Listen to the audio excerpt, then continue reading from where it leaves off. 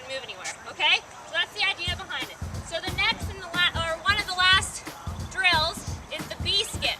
It's very similar to the A skip, except at the top, instead of just going down, you kick out and then you go down. Okay, so it helps with the quads and the hamstrings. Okay, so this is what it looks like in motion. Always on your toes, 2 hops.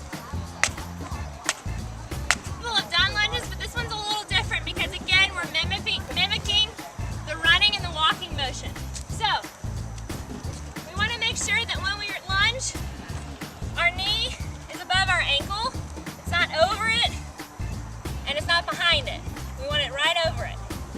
Or excuse me, ahead of it or behind it. We want it over it.